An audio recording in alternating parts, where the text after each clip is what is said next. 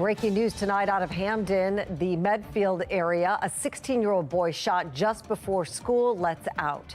Top prosecutors unveiled new plans to fight juvenile crime, how two states' attorneys are working together to tackle the issue. After months of back and forth, the Public Service Commission is close to deciding whether BGE can raise your rates. Live from WBFF in Baltimore, this is Fox 45 News at 6.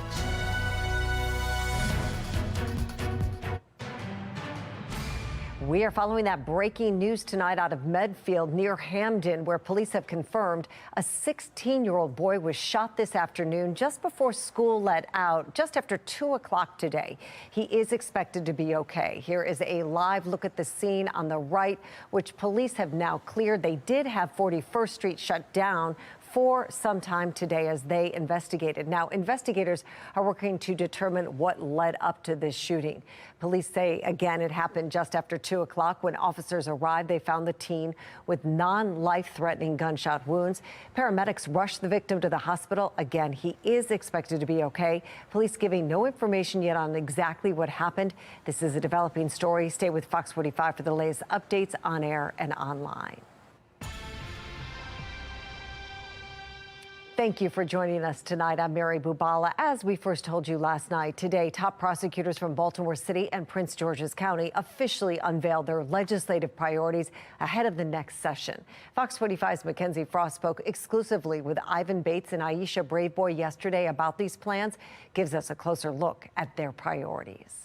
There are several different pieces of legislation included in this package, but it all comes down to accountability and ensuring young people face consequences. For months, there has been frustration from prosecutors around the state. Some of our laws that have been passed recently do make it a little more challenging for us to hold them accountable. As well as police and parents. They catch these kids, and then 2 hours later, they're released. All taking issue with the state's juvenile justice laws. One preventing kids 13 and younger from facing nonviolent misdemeanor charges, and another requires an attorney to authorize law enforcement during questioning of a young person, even if the parent approves. Now, in so many ways, I feel like I'm returning home. State's attorneys from two of Maryland's largest areas, Baltimore City and Prince George's County, say they've heard those complaints. We spent a lot of time over the spring, the summer, and the fall talking to members of the judiciary and the Senate, trying to have as much dialogue. So I think there's an appetite for change. That's why we are asking the legislature to revisit our juvenile statute. The pair sitting down with us for an exclusive interview to review the proposals. It includes extending probation for young people, allowing the state's attorney's office to get involved in handgun and theft cases earlier, and requires an attorney to be in person during questioning with law enforcement. Where the attorney who's physically there will listen to the information, listen to the evidence, and will have the dialogue with the child and the child's parents to do what's going to be best for that child. When it comes to the length of probation, Bates and Braveboy both agree it's not long enough, especially when kids have to wait months to start a court-ordered program, which means sometimes those kids don't complete it. That's a problem, and that's a very real problem because there's not enough resources available through the Department of Juvenile Services. I think we have to support and work with DJS. They are the experts on children here in the state of Maryland. Why do you think extending the length of probation will impact juvenile crime? Well, because it keeps people, make sure they're held accountable. The two also want the Department of Juvenile Services to notify the courts when a kid violates their probation. Right now, they say that isn't always the case. Once they've been violated, then we'd like to have the judge, the judicial magistrate, make the determination whether to bring them in and talk to them, or if they violate and the court feels that, hey, you know, we must detain them to get their attention, that's the court's prerogative. But we want to make sure that DJS reports these violations to the court as quickly as possible. The prosecutors say they are hopeful there's support from lawmakers in Annapolis to get these proposals across the finish line. Our package, we think, provides both help for our communities to keep people safe, as well as hope for individuals who need that second chance. At the end of the day, we serve the people, and this isn't just what we want. This is what the people have told us they want. The package also calls for expanding the state's organized crime rings, which both prosecutors say could help go after the growing trend of organized carjackings that we're seeing across the state. In Baltimore, Mackenzie Frost, Fox 45 News. And Fox 45 News has heard from frustrated residents across the state who say juvenile crime continues to impact their everyday lives. Communities from Federal Hill to Woodlawn have held meetings to address the issue. They catch these kids, and then 2 hours later they're released. And there must be some sort of systemic reason for that just isn't right. If you do a crime, you've killed someone, you've stolen a car, you're committing theft repeatedly, I don't understand why there should not be a response. DJS Secretary Vincent Schiraldi will be a panelist at a town hall next Monday, organized by Senate President Bill Ferguson. It will address juvenile crime and public safety concerns in Baltimore. But Schiraldi does have some controversial views on juvenile justice. And while the governor has called the DJS secretary a reformer, others say his views make Maryland less safe. You're basically saying up until the age of 25, which is what he wants to do, you get a free ride. Unfortunately, legislators, lawmakers, have decided that it's better to support the lawbreakers rather than those who are enforcing the law. And Fox 45 News is hosting our own town hall on public safety next week. We invite you to join us. City Councilman Eric Costello and mayoral candidate Sheila Dixon will be on the panel. It takes place Wednesday, December 20th at 7 at Leadenhall Baptist Church. I think it's ridiculous, and I think it should not be raised. Why am I paying one rate today for the same service I'm going to get tomorrow, but even double the price, if not triple? Is it fair for BGE to raise the rates of your utilities? It is a question the Public Service Commission will have to answer by the end of the day or soon. BGE is requesting a more than $600 million increase for customers over the next 3 years. But as Fox 45's Rebecca Pryor reports, until the PSC approves it, it's not a done deal. That's right. The PSC is the state agency in charge of overseeing and approving any of BGE's rate hike proposals. And after months of debating how much customers should be charged, today is the deadline for the PSC's decision. With winter weather here and temperatures dwindling down, your BGE bill is likely already on the rise. What do you think about your current BGE bill? It's crappy. Poopy, as I say. I think it's ridiculous. Not good, and finding out that they want a rate hike, that really hurts. In a struggling economy, those struggling to make ends meet, People can't afford food. Anxious and outraged by BGE's calls for a $602 million rate increase, costing customers an additional 5% every year over the next 3 years. We're retired, and so it's tough, and everybody wants more money all the time. And, you know, it's just not fair. I hope that the Public Commission will sort of put a no on that. According to BGE, the proposal would pay for vital investments in aging infrastructure, such as investments in Baltimore City's underground conduit system, which BGE was given broad control of earlier this year. Mayor Brandon Scott fast-tracking the multi-million-dollar contract. I made a commitment to always do what's in the best interest of the residents of Baltimore. Despite 2 voting board members sitting out in protest. The way that this entire situation has been handled is nothing more than a power grab and move that suits the interests of private industry. Other BGE investments include outdoor gas regulators, initially required for all residents, but following more pushback and protests. The PSC ultimately ruling residents should get to choose whether they want the regulators or not. And they're using their influence to bully and to just go through neighborhoods and completely dismiss our rights.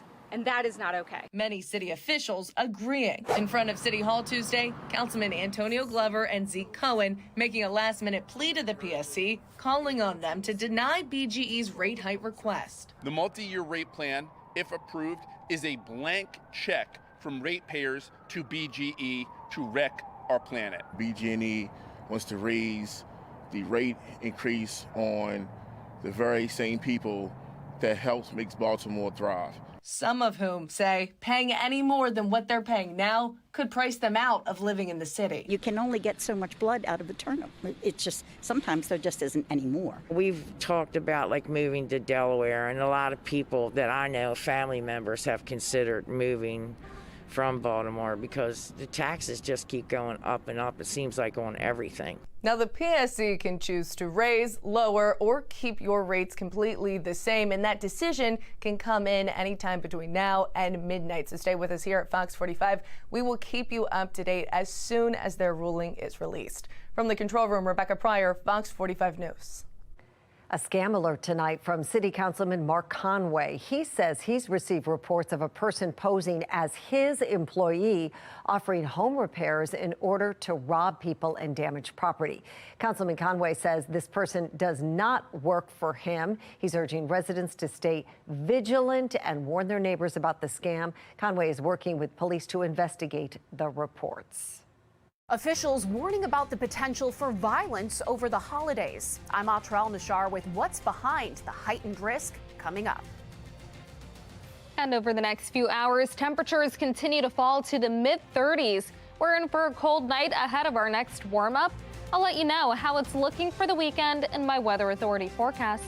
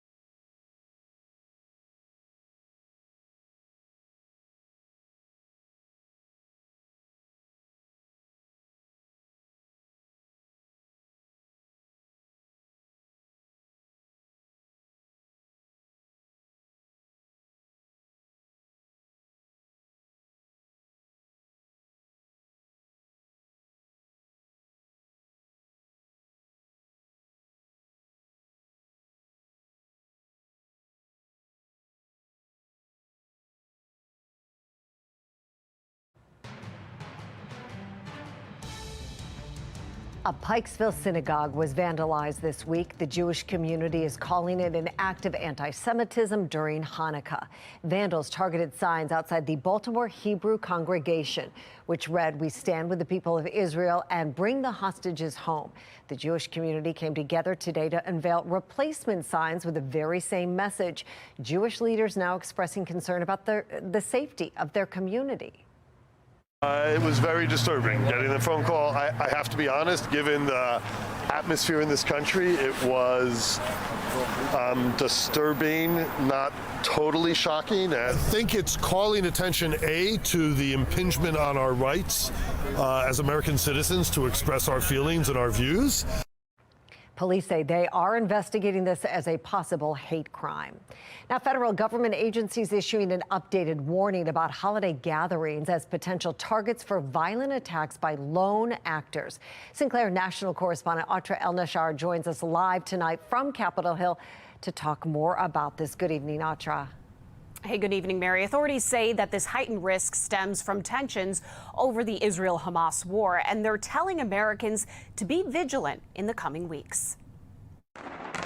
Fears of violence overseas spilling into the United States. A PSA from the FBI, Department of Homeland Security, and National Counterterrorism Center this week says ongoing tensions related to the conflict between Israel and Hamas likely heighten the threat of lone actor violence targeting large public gatherings throughout the winter. They say that includes not just protests, but faith-based events and holiday gatherings like New Year's Eve. Last week, FBI Director Christopher Wray told senators the Bureau is working around the clock to identify and disrupt potential attacks inspired by Hamas. I see blinking lights everywhere I turn. Post-October 7th, you've seen a veritable rogues gallery of foreign terrorist organizations calling for attacks against us. Attorney General Merrick Garland instructing U.S. attorneys to meet with local law enforcement and community leaders about what they're seeing on the ground. All of us have also seen a particularly sharp increase in the volume and the frequency of threats against Jewish, Arab, Muslim, and Palestinian communities across our country since October 7th. Across the world, multiple terror plots appear to be thwarted. On Thursday, German and Danish authorities separately announcing arrests of 7 people across Denmark, Germany, and the Netherlands accused of planning to carry out acts of terror. Some of them, German prosecutors say, are linked to Hamas. European Home Affairs Commissioner Ylva Johansson said this just last week. With the upcoming holiday season, there is a huge risk of terrorist attacks in the European Union. Now, back here in the U.S., officials say that this threat, this risk, could be heightened further if the Israel-Hamas war escalates even more than it already has, and or if there is a significant act of violence in the U.S. that would inspire a retaliatory or copycat attack. All of it's so disturbing. What more do we know about the threats authorities are observing? Well, federal authorities say that they're seeing a massive spike in reports from local law enforcement about potential hate crimes, perhaps like the one you were just reporting before that story. And they're also seeing a lot of reports of hoax bomb threats and hoax active shooter threats. They say a lot of them are targeted specifically at synagogues, likely to intimidate worshipers or disrupt services. But as you heard the Attorney General say, these kinds of threats impact everyone of all faiths or those who don't worship. They do. All right. Atra El-Nashar reporting for us from D.C. tonight. Thank you. We are getting ready for our next weather maker, and it's going to lead to rain this weekend. It could have an impact on some of your plans as the weekend comes to an end. Until that, a nice, quiet, and dry pattern, also a warm pattern coming up to start the weekend. 42 currently with clear skies over Baltimore and winds light out of the south. The wind chill coming in the upper 30s. We're seeing temperatures in the upper 30s and the low 40s around the state. The numbers will continue to fall tonight and will start tomorrow morning, freezing for most. We'll wake up to temperatures in the upper 20s and the low 30s. We start with clear skies, and for the afternoon, plenty of sunshine and higher temperatures. We're looking at a 9-degree warm up, 57 for the high tomorrow. Then we're looking at 56 on Saturday, 55 as the weekend ends on Sunday. But that's when the next weather maker arrives. That will lead to the chance for showers, mainly for the second half of the day. We have high pressure still over our region, keeping us dry, providing us with sunshine. High pressure remains in place tomorrow, and it means a quiet day. We'll start with sunshine, and then for the afternoon, no clouds around the region. It looks great. Clouds will begin to move in, though, on Saturday as that high-pressure system departs. We'll keep the clouds throughout the afternoon, but it's Sunday when the next weather maker moves in. This could mean a couple of early showers, but we're talking widespread rain across the state and the chance for areas of heavy rain starting in the afternoon. The rain continues overnight, and we start the morning with a few showers on Monday. This could have impacts on your commute, so you want to make sure that you are staying up to date on the forecast and driving safely for Monday morning. By the afternoon, we start to dry out, and it looks much better through the middle of the week. We're talking numerous showers around the state on Sunday. Then for Monday, scattered showers, and then we have that drier pattern that's going to follow for the middle of the week. 31 for the low tonight with clear and cool conditions. Then tomorrow, we're looking at highs around 57, well above average for this time of year. We'll have plenty of sunshine for a great start to the weekend, but again, we have that chance for rain on Sunday. I'll have a closer look at just how long it stays warm and when we'll have our next cool down in the exclusive 10-day forecast. Weather Window, presented by the National Weather Desk. The Geminid meteor shower is said to be one of the best of the year. It peaked last night, but you can still catch a glimpse between now and December 24th. Another light show lit up the sky in northern states. These pictures of the aurora borealis are from Great Falls, Montana. And this sun pillar in Rochester, New York is caused by the sun reflecting off ice crystals in the atmosphere. For more content like this, follow the National Weather Desk on Instagram. Tesla recalling nearly every vehicle sold in the U.S. Why they say autopilot isn't enough to keep drivers safe.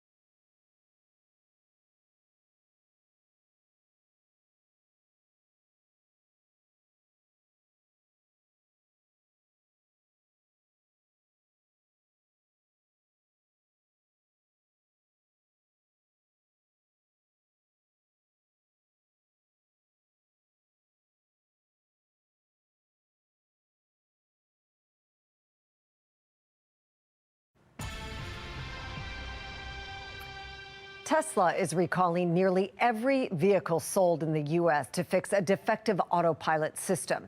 Betty Cross from our Sinclair sister station in Austin takes a look at the changes. The Tesla recall comes after a 2-year government probe of nearly 1,000 crashes in which the autopilot feature was reportedly engaged. The National Highway Traffic Safety Administration said the autopilot system can give drivers a false sense of security and be misused in certain dangerous situations. The required over-the-air software update will give Tesla drivers more warnings if they're not paying attention when the auto steer function is turned on. Do you ever use the autopilot feature? Sometimes. I know my wife is big against it, just doesn't want to give up that control, but I enjoy it. Tony Booth was at the South Austin Service Center for an issue unrelated to the recall. He says he's never had a problem with auto steer. Keeps its lane and keeps me from running the cars ahead of me. The software update will increase the number of times it checks on a driver's attention level and can turn off the feature if a driver fails the test. There will also be limits on where autopilot can be used. Only on controlled access highways like interstates and some of the larger highways in America. Michael Brooks is the executive director of the Center for Auto Safety. We think it lays the groundwork to make the vehicles somewhat safer.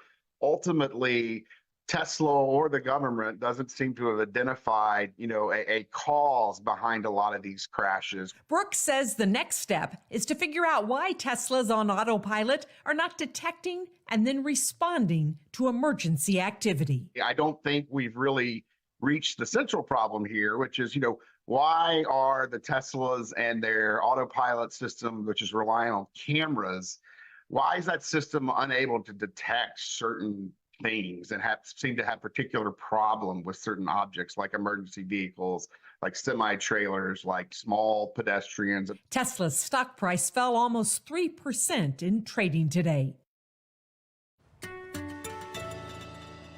We are getting ready for a warm-up this weekend, and it starts with temperatures in the upper 50s tomorrow. We'll have plenty of sunshine, then the mid-50s on Saturday with more clouds. The next weather maker arrives on Sunday, leading to rain and high temperatures in the mid-50s. We're looking at scattered showers on Monday and highs in the upper 50s, but after that we start to cool down. We'll have the mid-40s for the middle of the week, then heading into the weekend, we're looking at the upper 40s and the low 50s. Mary? Jasmine, thank you. Finally tonight, Baltimore police spreading some joy this holiday season. BPD teamed up with Roca Baltimore and other local community groups to deliver hundreds of toys and hot meals to those in need. They say they want to show their support for the Baltimore community. Roca Baltimore will also partner with local small businesses in the coming weeks to give back to the community. Well, that's all for Fox 45 News at 6. Family Feud's up next. We'll see you back here for the news at 10. Thanks for watching. Have a great night.